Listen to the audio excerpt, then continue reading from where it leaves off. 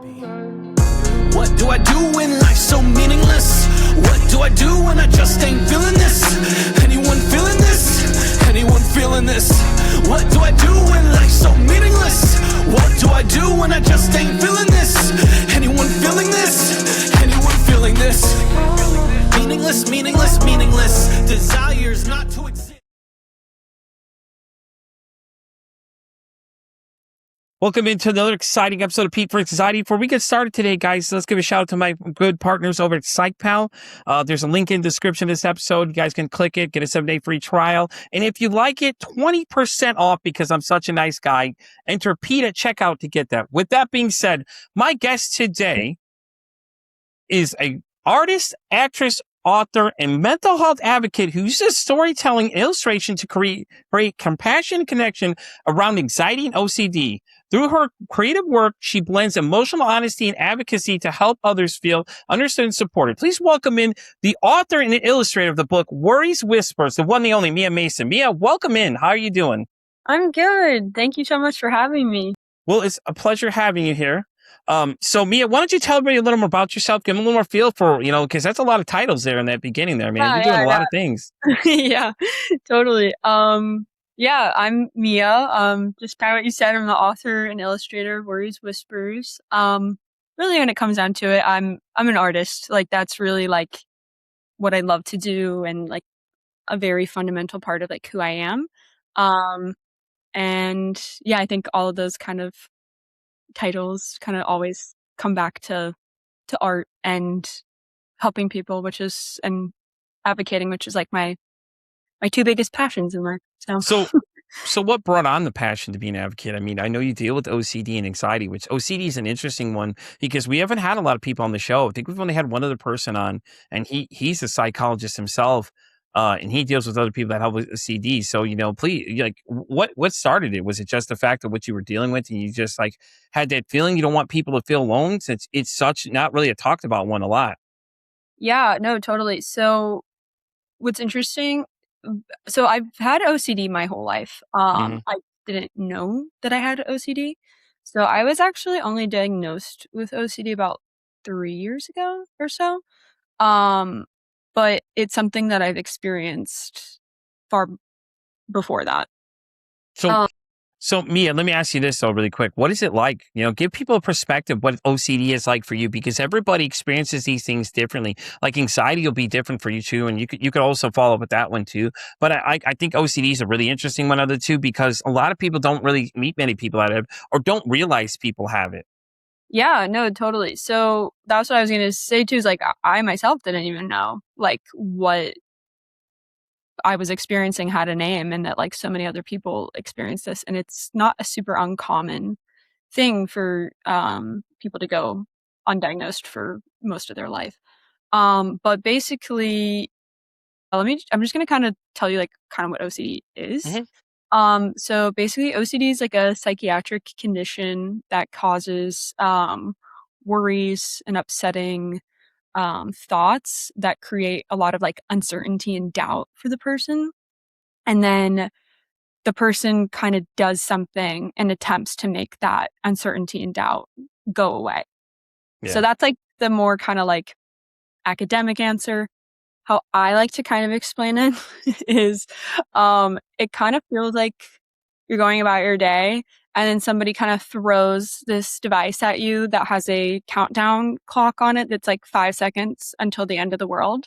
And you are solely responsible for figuring out how to stop that clock, or like something catastrophic is going to happen. Yeah. So it's like very urgent, very real, even if it's not always like, even if you are kind of aware that it sounds illogical. So like for me,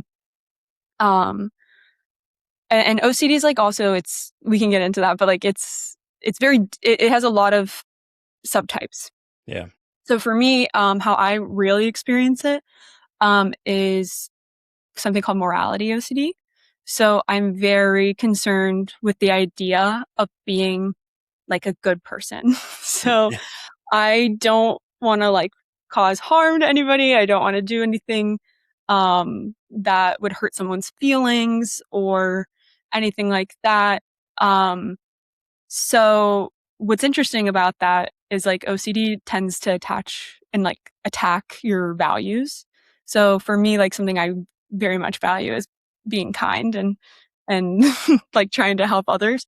So it's like it's kind of telling me like you're not doing that and like you have done something really very wrong. But yeah, that's kind of like so I'll get very nervous about like for example like doing this podcast would be a very big one.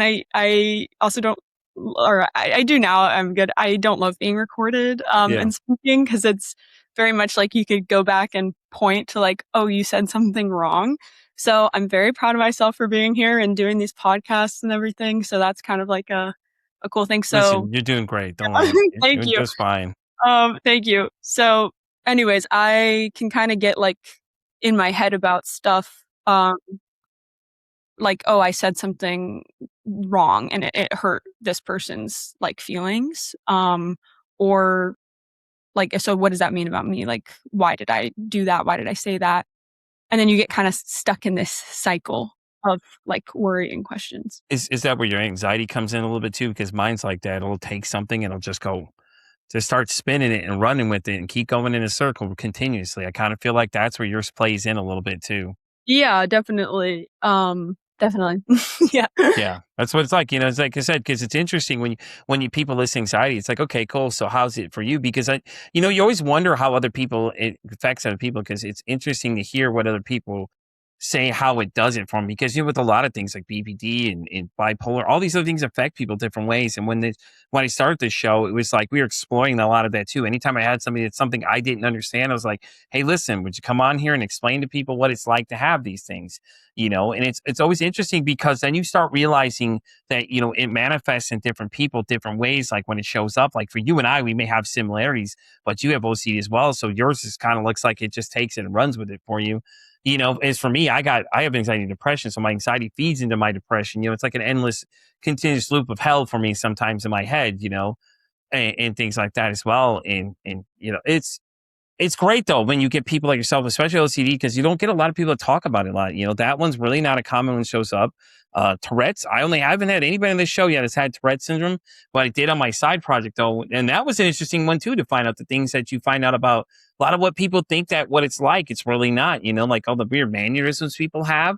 Like he was telling us, no, that's only like a small percentage of people that do have the little outbursts and and then we got TV, of course, who has that show with the kid. You know what I mean? It's like, yeah, it's scary though, because once you're out there putting things out there on the internet, especially with your book, Mhm. it had to be nerve wracking once you put it out there, because then those doubts came out, huh? But yeah, so this is like kind of like the craziest thing I've done in such a good way. Like it's something I love art. Like I was saying before, I love like doing things to help others. And that the book combines my two things I love, which of course means like OCD is really gonna come for that. So, yeah, it was. I mean, it's been a very like cool journey. Yeah. It's yeah. So it was a very difficult thing. It was probably like the biggest kind of challenge that I've had, and like even just like writing it and doing it. Like I'd say the biggest challenge is actually releasing it and like putting it out there. Oh, I bet you were on pins and needles in that one, girl. You're Yeah, like, should yeah, I do it? I shouldn't. I shouldn't. yeah, Keep going back and forth like Dr. Jekyll and Mr. Hyde kind of thing. You're just saying yeah. back and forth. And then I'm so happy I did it, and I've honestly been met with so much like positivity and great That's um awesome though. from it. So what brought about the book though? I mean, like, Yeah, writing a book itself is a process, yeah, but for you to go that far and you're illustrating it yourself. So it's really cool. So you get to hmm do both. You're writing this and, yeah, and you're adding your own artwork in there as you go. hmm yeah. So basically, like I was saying before, I've kind of always had OCD. I just didn't know it. But when I graduated college, like the years kind of after that, I went through like a really, really difficult time. Um, where I was probably experiencing what I now know is like OCD at one of the most like intense kind of periods of time I was, or uh, kind of like flares, I guess, or Yeah. it was a very intense time for OCD. It was really taking over my life. And then with the help of my mom and dad, they were kind of like, "Hey, I think you probably need to like see somebody." And I was like, "I agree." So I went to a therapist, who was not an anxiety specialist at first, but led me to one, which, there's a chapter in my book called Finally an Anxiety Specialist, which I didn't even know existed, before all of this. And a lot of people don't, but they specialize or can specialize in like OCD treatment. Hmm. Cause OCD is, kind of requires, its own type of treatment, that's a little different than like regular anxiety, kind of stuff. Yeah, for sure. Yes, but basically started seeing this, therapist who's an anxiety specialist, and I was in therapy kind of like learning these concepts, and then it was me and my therapist both kind of discovered the best way I learn is through drawing. So, like, as therapy homework, I was kind of drawing out the concepts that I was learning That's pretty in cool. therapy. Yeah, and then I was bringing them back and being like, "Okay, this is what I got." Like, and then, um, again, I was really my therapist who's kinda, like, encouraging me, like, "Hey, this is something really cool.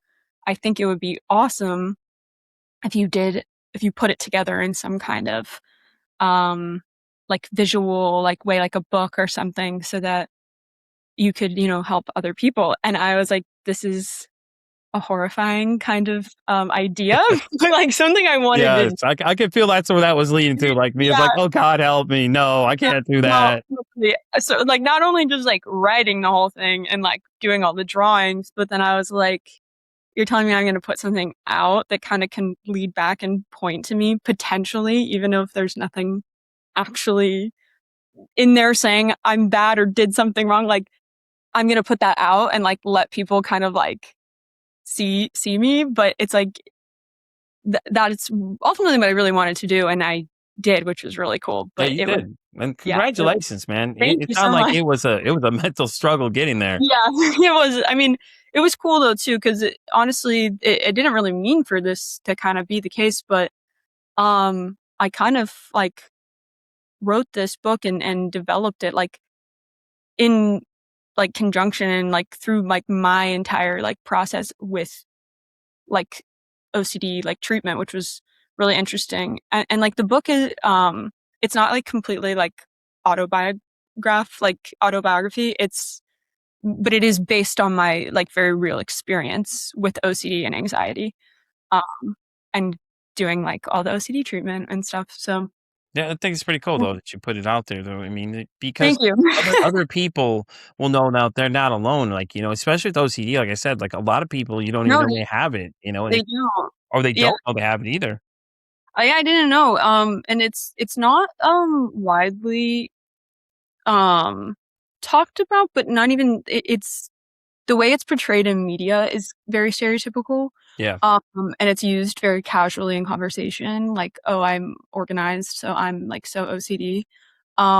But that's not at all, like, the case of what OCD actually is, um, or how it, like, shows up, and a lot of the time, a reason people, struggle to kind of, like, share what they're going through is the thoughts and images that your brain creates that it's not up to you are very, um, like, taboo or upsetting yeah, or make you sound like something's wrong. Like, I used to be very afraid that I hit somebody with my car and didn't remember, which is, like, funny now, sort of, what? like, but, like, What? 'cause it's like, Oh my God, yeah, I no. know, like, right? And I know, like, for me at least, this is my personal, like, experience, like, I know, like, there's no way I could have hit a biker with my car. Like, I do know this without, like, it being, like, somehow visible, but in my brain, I'm like, "But what if, like, that is what Yeah, happened?" yeah, Um, which I call kind of like that's my ghost trying to scare me, or that's my OCD trying to scare me, and the ghost pops up in the book, quite yeah. a bit. So, That's interesting though. You call it your yeah, ghost though, I call my because ghost. Yeah. So it's just they're trying to scare me all the time, but yeah, I like just, that though. It's a very good analogy for it though. I yeah, mean, it's basically thank what you. it sums it up. It's yeah, just scaring you. But Yeah, but that's really cool though. I think that's hilarious. yeah. So you think you hit somebody? I'm Oh, like, I wait a minute, hold up, girl. was What? like broken up about it. But that's what I'm saying though too. It's like you kind of say that out loud, and people are kind of like, "What are you talking about?"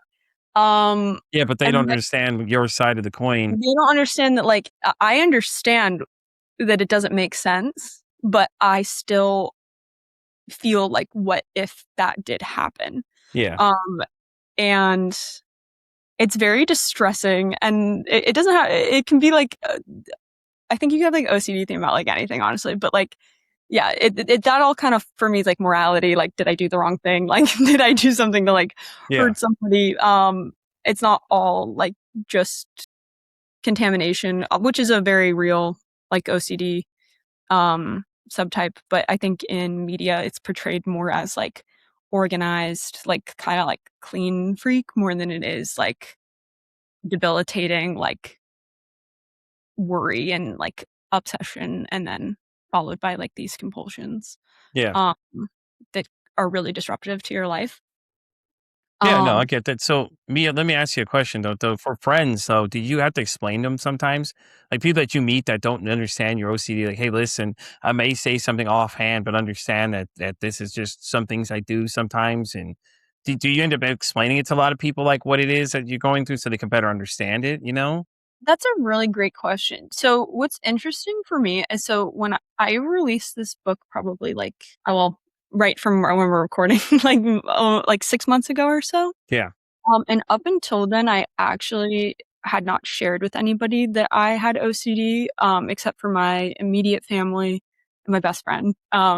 So it's interesting, and now everybody knows because of the book, and is very like supportive and wonderful, which is something else I think was a really cool like experience, because I was very Yeah. nervous about like, that kind of like stigma for it. But as far as like actually explaining to, like, my friends, I don't really explain to them, um, like let's say, like, meet, like, a new friend or whatever and they don't know, like, I don't really, like, all like, be like, "Hey, this is what is happening," like, right now, because I might need to start again if that's okay.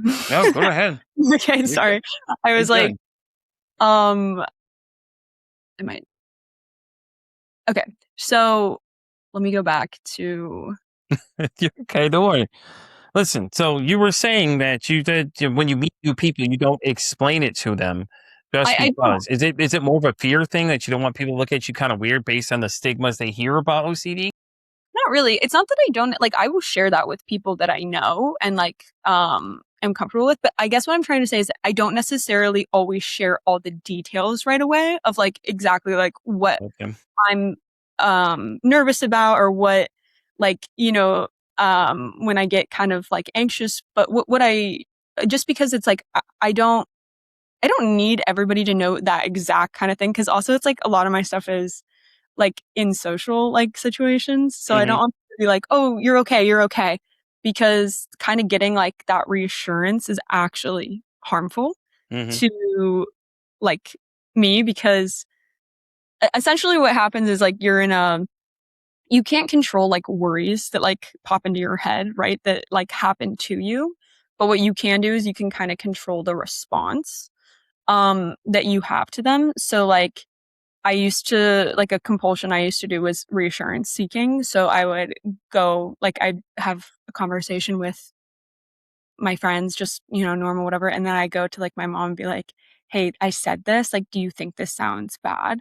And then she would be like, "No, you're fine. You're great. Don't worry," which is like what any normal person would like say, like to try to like kind of like help their friend or, kid or whatever, like kind of like feel better. But really what that is doing is it was creating like a cycle of like, I need to ask people to make sure I didn't say something wrong. So really what it did is it like fueled this kind of like need to go tell somebody and like go Yeah. check.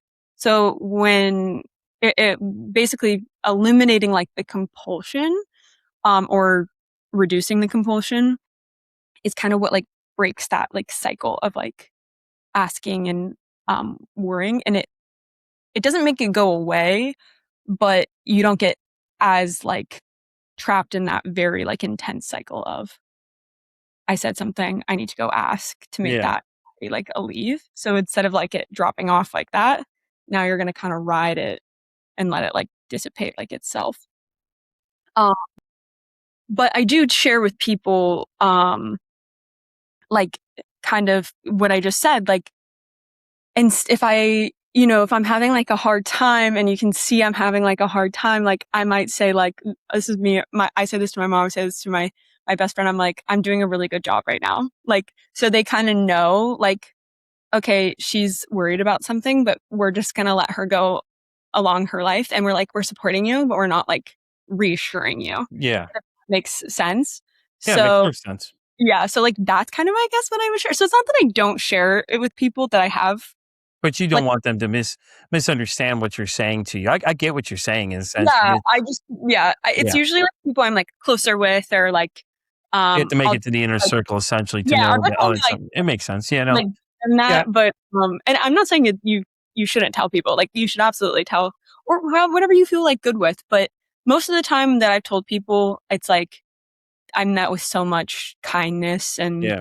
like, compassion and, like, respect, and if you like, just as, like, advice, if you're ever not met with that by somebody, you kinda know that's not probably a person you wanna be around. Exactly. Um, but yeah, so I guess I do, yeah, but just kind of, Yeah, but it's the way you go about it though, yeah, I it's not I like can understand that. it's like, "Hi, I'm Mia. This is all my, like, whatever." Right? But, Just give them you like a dating profile. Like, hey, I'm yeah, Mia. I do OCD and yeah. Because you don't know how people are gonna take that or what they're gonna do with that. I mean, it makes yeah, sense though. Does yeah, it make dating hard though? I mean, because you get in certain situations and I'm sure it gets awkward for times. yeah, that's it, yeah, I struggle with that, just in Yeah. general, like, Just like in um, general. in general, yeah, which, We all do, trust me. You're yeah, not the only one. It's rough out there, okay? Depending yeah, on what age range you fall into, it's not a fun place to be, man. There's stories for days of people I've met when it was in the dating scene, and it's just like yeah, wow, the power of a conversation doesn't go far anymore. Like some yeah, of these people you can't even have it with, and I'm like, yeah, I can only imagine what it's like for you because let me tell you, for me, it was just like, wow, yeah, I'd rather be single at this point than deal with any of these people because, what of them like they engage with you and then don't hold a conversation. And you're like, oh, okay, this will be an interesting time. yeah. But yeah, Definitely. But yeah, it's I'm pretty proud of myself though. I've been actually trying to go on dates and stuff and do more of that kind of thing, which used to just like not be an option for me just because I was so nervous about like saying or doing something yeah. crazy. You're going to say do something, eventually somebody's going to think it's crazy. At this point, like, listen, I've done like 400 plus interviews. Let me tell you, at this point, I'm going to say what I'm going to say. Somebody going to get offended? and Okay, sorry. Don't know what to tell you. Don't listen. and that's kind of like where I'm at. Like, not that I don't care, like, because I definitely do care. Unfortunately, like It's a just little as unfortunate. yeah, just like a little too much. But kind of what I do now is like if and kind of what let me take a second. You got Okay, it. back to what I was saying about You're good. um like kind of what I still talk and obviously to like people and still like do stuff, and I still will come back from a conversation and kind of get hit with that worry, which is like what I call like my ghost trying to scare me. But kind of now what I know is like when that theme kind of shows up, um, that I just kind of remind myself like, okay, this is OCD and it's trying to scare me. And now I'm gonna kind of accept that feeling of worry. Um and I'm not gonna try to stop it, and I don't need to do anything to solve it right now, um, but I'm just gonna accept that it's there, and now I'm gonna go do something else. And for me, that just kinda means anything, like, you kind of value or makes your world bigger, and it's not that I'm doing that in an attempt to make that anxiety go away. It's I'm gonna go do something that I value while I'm worried, and kind of ride it out that worry, like, Yeah. while I'm doing something that's meaningful to me and makes my life bigger. Because I used to be in a place where, like, I would genuinely be, like, in a ball, like like, just not being able to do anything, and kind of, like, through lots of therapy, of course, like, and everything, I've kind of come to a place where I'm like, "Okay, I'm gonna not I'm gonna go do something, like, that I can" like, I do a lot of, like, art when I'm, like, kinda in that, like, so I'll, like, make something and be like, "Okay, now at least I have something, like, I can show, like, I made this. Like, I did this. Like, this brings, like, joy to my life What and kind of that." what kind of art do you do? Anything you Yeah, focus yeah. on, like nature, Um, or do you do like anything particular that you like to draw? Or is it just kind of all right, just go with the flow of the moment to see what you feel? Because every artist has their own different way they do things. no, totally. I really like to I kinda go with the flow, like, a lot, which is really nice for me because, like, there's not a lot of aspects of my life, that I just kinda let myself I'm, like, working on, but, like, then I just let myself kinda, like, do what's gonna happen. Like, so I do like that a lot about art, so I do kinda like to just kinda see what happens and where it takes me, but honestly, I really like to draw things related to, um, or that express, like, anxiety, Hmm. OCD, like, kind of more, like, complex things, and then also, like, drawings that kinda show, like, what your world can look like when you don't just have anxiety or OCD, like, as your whole world. Um, so I really do like that. I've, like, gotten into that quite a bit. And then I also like to draw, like, just, like, fun, like, stuff. I love to, like, doodle, like, not doodle, but, like, little tiny, like, dots, like, all in, like, one kinda section or, like, stars and, like, Mm. another or make, like, patterns and, like, cool stuff. Um But yeah, I love abstract, I guess is kind of uh, my favorite when I'm not, like, doing, like, the kinda graphic novel kinda stuff. Well, I like the graphic novel things too. I had an artist. I had actually somebody on recently. She's a British cartoonist named Gemma I Correll. listened to She your episode. Yeah, she was really cool though. Gemma's Yeah, book is really great. Anxiety Land was a really interesting piece that she had done. So if you haven't read it yet or checked it out, you definitely check it out because it's really yeah, cool. Because she illustrated the whole book and like it depicts like how anxiety is for her and things like that too. But it was cool when she came to me about it. Her people came to me or talking to me about it. I was like, yeah, I'll check it out. Why not? And then they sent me a copy of the book ahead of time. I was looking through it and I was like, this is really cool how yeah. she set it up. So I haven't had a chance to check yours out, but I will definitely check it out because I think it's really interesting when you say graphic novel, because I think that's an interesting way to look at things. Because I also hosted for the season finale, the guys from Calamity Comics, Elliot and Alicia Madden came on. They both had this comic book.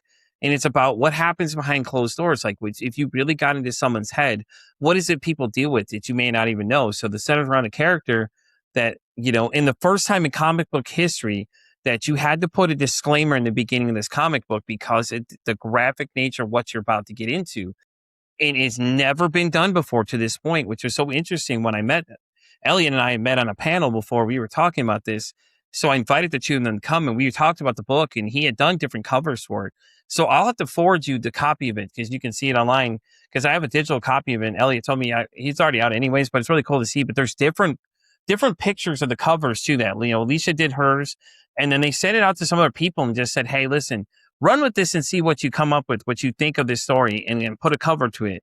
And I always thought it was really cool because I'm a big comic book guy, anime guy, things like that. I love all that kind of stuff. So graphic novels always draw to me and things like that too, just because I like the setup of how it goes. So I thought it was interesting. But when Gemma came to me, her episode and when we were talking though, it was really interesting to see how she portrayed everything, because it was Mhm, really cool because somebody's giving you a picture for it. Because everybody learns in a different way. Some people can read things, some people are visual learners, and I felt like, giving people that don't understand what we deal with on a daily basis sometimes a better idea to give visualization to what it is really cool. So I was reading your profile and it said illustrator, I'm like, this is really cool because I wonder what you do. But then you said you take off and run with it.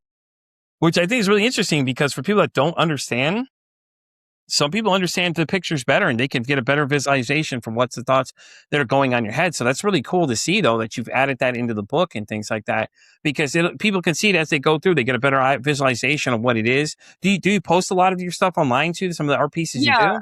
I do post online on Nice. like Instagram mostly. I do have a TikTok as well. That I do stuff on too, posts of like that. It's also like You ever think about going live and doing something live with people and just showing them? I haven't, but I probably should, honestly. That'd be a fun thing to do and try. Yeah, that'd be a cool thing to do. There's a lot of mental health advocates on TikTok that'll have to Yeah, get you connected with some people on there for sure, yeah, that I've met because I'm on TikTok as well. I'm on everything. I'm gonna be honest with you, I'm on every single thing possible, dude. I spend majority of my time on TikTok, Instagram, and that's pretty much it. Facebook, I'm kind of there, just a little bit. X, not really. That's a scary place to be, but I spend a lot of my time on Instagram and TikTok, but TikTok more because I interact with a lot more people as yeah, I go. And I've met a lot of the people that are advocates as well and things like that too. So, I'll have to look you up for sure and connect with you on there and get you linked up with some other people too, because it'd be really cool to see. Because there's a lady on Instagram. I don't remember what her name is. I'll have to look it up for you and send you. Well, now I've got your Instagram. I'll shoot it over to you. But she does sculptures of different like mental health disorders and things and what it would be like. And they're really cool pieces because she sculpts them by hand. And then the end pieces are so really, really fascinating because it's so cool to see how people depict it. So it really cool though, because I was like, man, this is really neat to see though. And then when OCD came up in yours, I was like, yeah, we got to have her because like I said, not a lot of people talk about this. I've had one person and I've done like 400 plus interviews of this yeah. show and I've yet to run into many people that have it. And it's always great to get your perspective. And then the fact you have your book out and then we can get some more people to go check out the book. And you said you were getting positive reviews. What kind of things are people saying? Like, are they other people that have OCD that are reaching out? Yeah, definitely other people who have OCD. Like a lot of people who don't have it too, which is really cool. I tell this story a lot, but it's something that I find very meaningful. Like honestly, like probably the coolest thing that kind of came out of this book for me personally. Um, it's when I shared it with my family for the first time. Um, they were like, "We know what OCD is. We know you experience it, and we support you." And they are so supportive and That's wonderful, awesome. which is great. But the kind of they were like, Now we feel what you feel," which was very cool. Like, Well, um, hats off to them though, because yeah, a lot of people don't have that support system I like know, that. yeah, And that's the whole point behind the show is creating that space for people to get support like that. And I don't know a lot of these people that come in. Hell, these people I've just met today. A lot of people that come in and I still do the same way. I listen to everything they have to say because it's like it's hard when people don't get what you deal with. But my parents are really supportive of what I do, but I don't know if they really understand a lot of the things I struggle with sometimes. But it's like, they support what you're doing, which is really cool because like, we have these great things called phones, but we don't use them for good things like understanding the other side of the coin, mhm, especially when you get in relationships with people that have certain things like BPD and some of these other really extreme ones, like, they don't spend the time to look in to see what it is that people like yourself are dealing with and understand better. Like, okay, this is how I can better support this person or, stuff like that too because we want to sit there and be negative versus going being helpful to somebody because it costs zero to be kind to everybody, but we forget that being human at the end of the day is what we all are, and just showing a little bit of compassion to some people is all they need. Like you may not understand what people go through or even ask you like, hey Mia, what is it like. And then let you better explain it to them like, hey, listen, these are the things you could do to be supportive to people that have these kind of things. And that's the kind of stuff I'd like to see if you haven't done them already. There's stuff like that. Just let people know, hey, listen, this is what it's like. This is how you could better help people.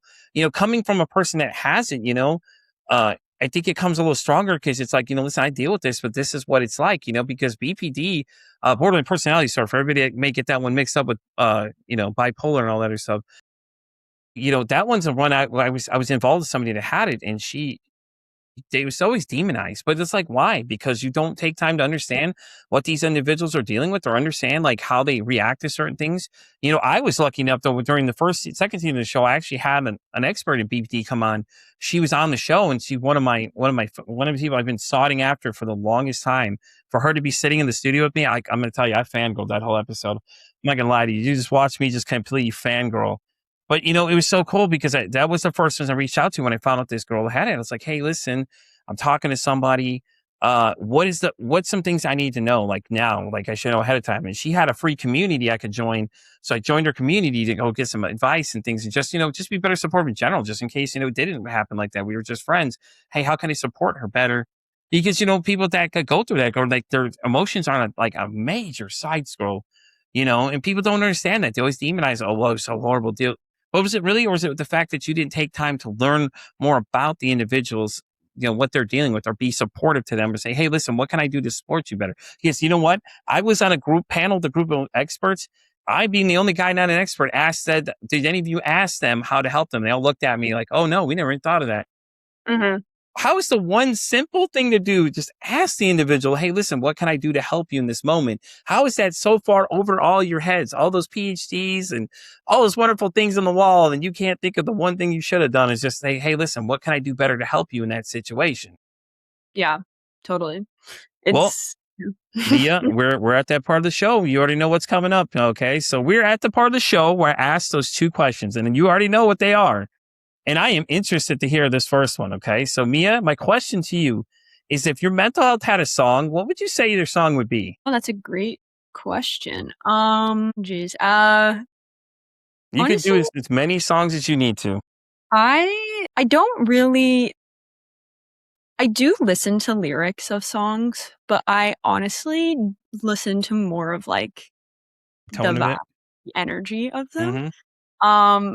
So I think I'm gonna say I love this band Wet Leg. Mm-hmm. I know They're really exactly that is. cool.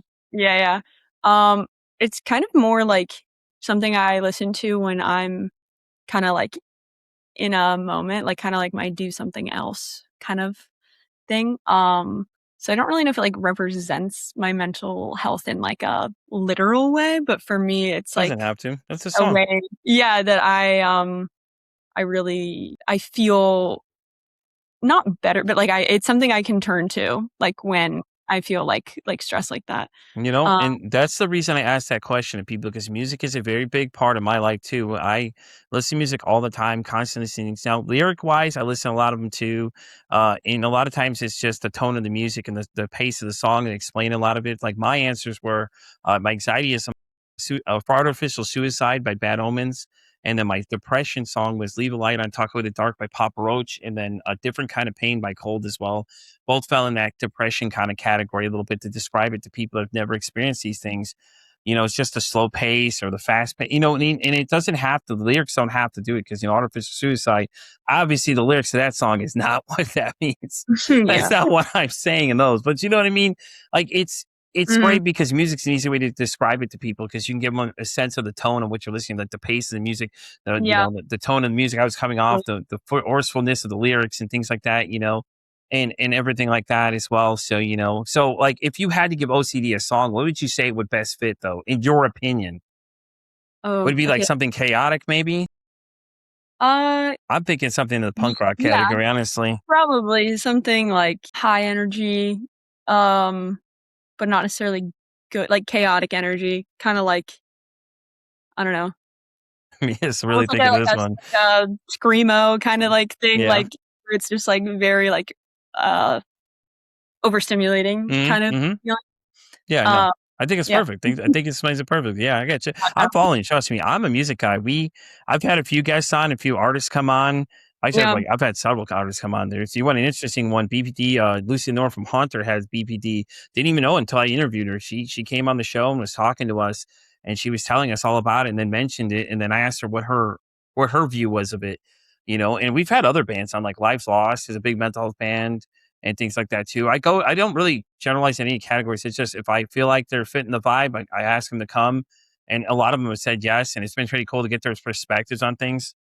This season, we did have an artist come on. We're going to have another one because the intro of the show is going to be different this time. The one that you hear currently is my buddy Note. He was on season 2. He came on the show and he was over ecstatic. Like, I thought he was fangirling a little bit. He was really cool to meet, though. Real nice guy. And he kind of fits in that category a little bit. So, One Last Time is the actual official song of season 3. Season 4 is going to be another artist. He's a Christian rapper. I haven't decided the song yet. I need to, because with season 4 coming around the corner, I really need to get my shit together. But, as Mia seen earlier, I sent her the wrong time the email. I had her panicking for a minute. Like, I'll get my life together eventually. But, anyways, Mia, with that being said, we're on to the final question. Okay. You ready for this one? Yes. If you could break the stigma about mental health, okay, what would you say that one thing would be? And you can choose any topic you want. Do you mind repeating? Can you break the stigma about mental health? Like, what's something you want people to stop believing? You can use OCD as an example if you want, or anything else you hear people that just want people to stop believing. Yeah, I think this is probably more like OCD specific, but probably falls in a lot of different categories. Mm-hmm. You are not the only one that experiences thoughts, feelings, like worries that are very upsetting and distressing, and you might feel like you're the only person that experiences that, but there are so many other people in the world that experience that exact same thing you do. It's just really hard, I think, to take that kind of step into sharing those really scary thoughts, especially with like a professional. Can be very intimidating. But honestly, when you go into those kind of like meetings or situation, you're really met with like a lot of kindness and like understanding. And if you see an anxiety specialist, they're probably going to be like, "Oh yeah, we've heard that before. Like that's not new. Like I know it feels like very strange and odd, but they've heard a lot of." But yeah, I guess really the message is like you're not alone. You're not the only person. Even though it really feels like that. Well, Mia, thank you so much for coming to hang out today. You did fantastic. You were a great guest. I loved having you. Before we wrap up this episode, do you want to let everybody know where to find you? Obviously, the book's available on Amazon. Guys, I will include all her links into the bio, so you guys can go check her out and show her some love, and let her know you heard her here on the show. Yeah. You can find me on Instagram and TikTok. It's worries_whispers. And then the book is on Amazon. Worries Whispers. It's an apostrophe S on worries, because worry is the name of my ghost. So that's That's pretty cool. I like that. Thank you. Awesome. And guys, with that being said, we're going to wrap up this episode of Pete vs. Anxiety. You guys know where to find me. I'm Pete vs. Anxiety. I'm on X all the way down to TikTok. I'm on Spotify all the way down to Pandora Radio. And as I always say, it costs nothing, absolutely nothing to be kind to somebody. One kind act you could do could save someone's life, or hell, you can make their day. I'm Pete vs. Anxiety signing off saying, don't ask how your day is today. Say, hey, how's your mental health?